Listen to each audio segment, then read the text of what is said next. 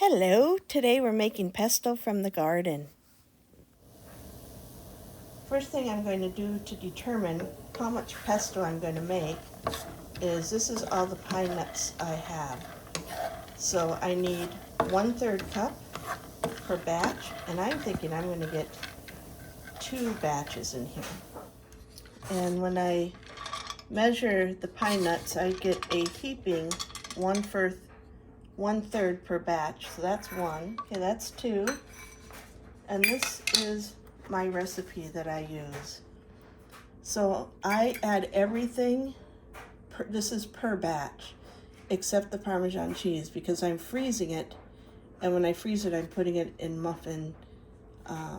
little mini muffin trays. We are out in the garden today to see what we can harvest. And I normally plant garlic to do pesto pasta, which we've got some garlic, but this Thai basil is looking so good. I couldn't resist. And what I did is I went to go see how many pine nuts I have, and I've got almost about a cup's worth. So that's enough for me to do some pesto. And so I'll pick these and then go through them a little better in the house and give them a good washing.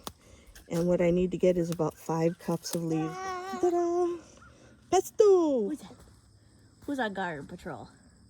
Look at these peppers. Oops, not this sweet though. Yep. She's like, okay, I'm doing my job. See these peppers? Ooh, They're doing really good. We picked several of those. Those ones are looking good. Ooh, these ones over here. Oh, there's another one. Do you have any? This one. Oh, there's our hose. Look at that big one.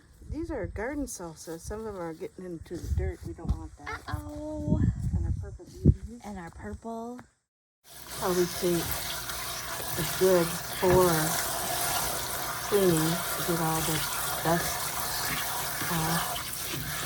You already see some in the bottle. Ooh.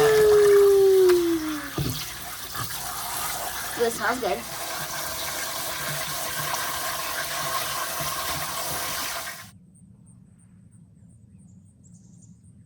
This is my pan, and I've got more parchment to add. I've got my 5 cups of basil. I've got the pine nuts that have been toasted, and I've already tasted them, and they're delicious. I better taste this one.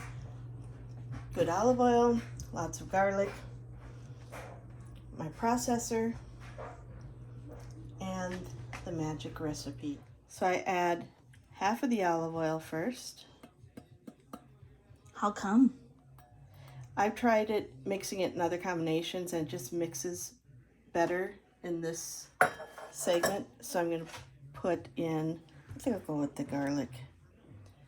And the garlic is really fresh. Thing about fresh garlic is it's very sticky because it's got a high sugar content. So you smash it with a knife, and then Ooh. smash it with Don't spill. a knife before you peel, and that helps. But you do get really, really sticky because of the sugar content. So my hand was sticking to the knife. And we're also going to add the pine nuts. Look at all them toasted beauties. And I am pleased with the amount that I got. The basil is all washed and ready to go. All washed and ready to go.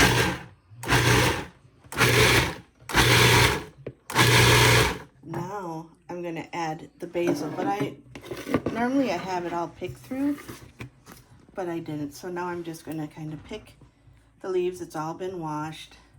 And I've got So you have to pick each one? Do you have to take the stems off? the stems. no? They bruise easy, but this is Thai basil.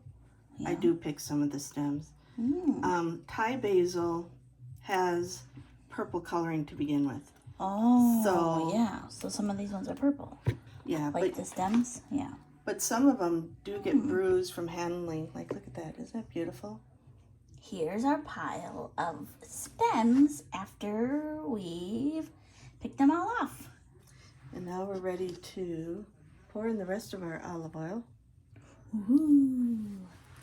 And I don't like to waste strips. See me doing this all the time. I always get annoyed when I watch cooking shows and they only pour it out and set it down. It's like, dude, you still got a teaspoon in there. And then we'll give this a couple stirs and be ready to put in our muffin tins.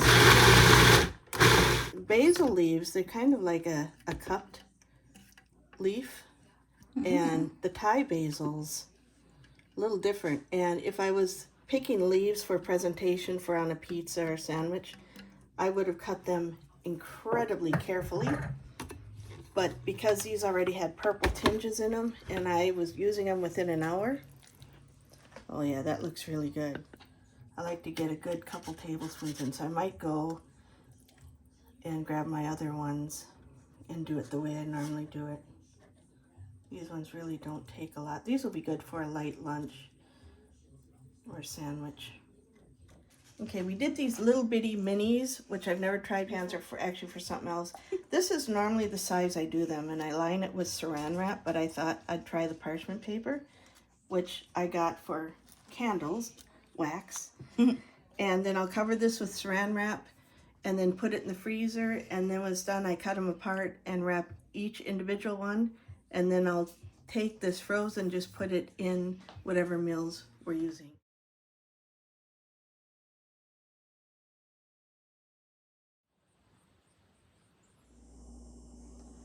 The pesto's in the freezer, and I have 7 dozen corn to go through, so we're putting up some corn too.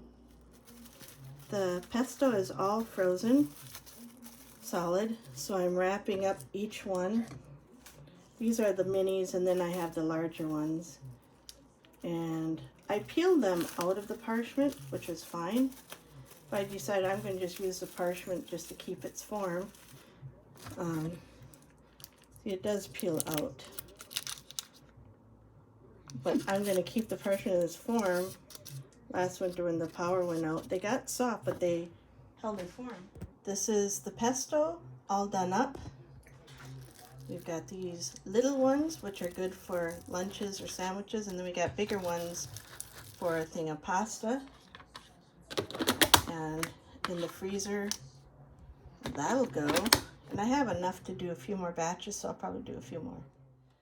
This is finishing up from last night. I put the corn in the freezer the night before so it freezes, so I don't have all the liquid running up, which you can use a paper towel in there to stop collecting liquid.